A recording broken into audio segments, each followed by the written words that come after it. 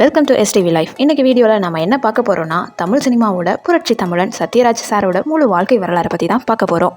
கோயம்புத்தூரில் ஒரு வசதியான குடும்பத்தில் பிறந்த ஒரு இளைஞன் சினிமா மேலே இருக்கக்கூடிய ஆர்வத்தில் சென்னைக்கு வந்து எப்படி தன்னை செதுக்கிக்கிட்டாருன்னு பார்க்கலாம். சத்யராஜோட உண்மையான பேர் ரங்கராஜ்.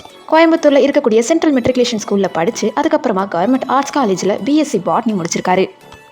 ஆனால் அவருக்குள்ளே இருந்தது எல்லாமே சினிமா கனவு தான். அவரோட அம்மாவுக்கு இவர் சினிமாவுக்கு போகிறதுல இஷ்டமே கிடையாது. ஆனால் தன் கனவுக்காக பிடிவாதமாக சென்னைக்கு வந்தார். சென்னைக்கு வந்ததும் எடுத்த உடனே அவருக்கு பெரிய வாய்ப்பு கிடைக்கல. 1978 சட்டம் என் கையில் படத்தில் ஒரு சின்ன ரோலில் நடித்தார். ஆரம்பத்தில் வில்லன்களுக்கு கூட இருக்கக்கூடிய கேரக்டராகவோ அப்படி இல்லைனா சின்ன சின்ன வில்லன் ரோல்லையோ தான் நடித்தார். அப்போதைய சூப்பர் ஸ்டார் ரஜினிகாந்த், உலகநாயகன் கமல்ஹாசன் 2 பேருக்குமே வில்லனாக நடிச்சிருக்காரு.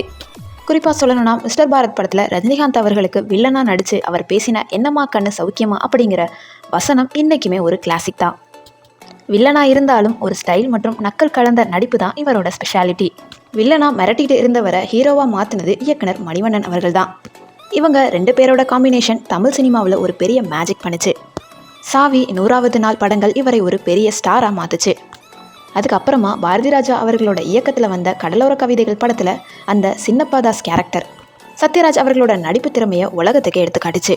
காமெடி, ஆக்ஷன், சென்டிமெண்ட்டுன்னு எல்லாத்துலேயும் கலக்க ஆரம்பித்தார். அமைதிப்படை படத்தோட அமாவாசை கேரக்டர் இன்னைக்கும் அரசியல் நக்கலுக்கு ஒரு பெஞ்ச் மார்க். சத்யராஜ் அவர்கள் வெறும் நடிகர் மட்டும் கிடையாது, அவர் ஒரு தீவிரமான பெரியாரியவாதி. சினிமாவில் என்னதான் பிஸியாக இருந்தாலுமே தான் நம்புகிற கொள்கைகளை சொல்ல அவர் தயங்கினதே கிடையாது. மூட நம்பிக்கைகளுக்கு எதிராக பேசுறது, தமிழ் உணர்வுகளுக்காக குரல் கொடுக்கறதுன்னு அவர் ஒரு தனித்துவமான பாதை வச்சிருக்காரு. இதனாலேயே இவருக்கு புரட்சி தமிழன்கிற பட்டம் கிடைச்சது. பெரியார் படத்தில் அவர் பெரியார் ஐயாவாகவே வாழ்ந்திருப்பார். ஒரு காலகட்டத்தில் ஹீரோவாக நடிக்கிறத விட முக்கியமான குணச்சித்திர வேடங்களில் நடிக்க ஆரம்பித்தார்.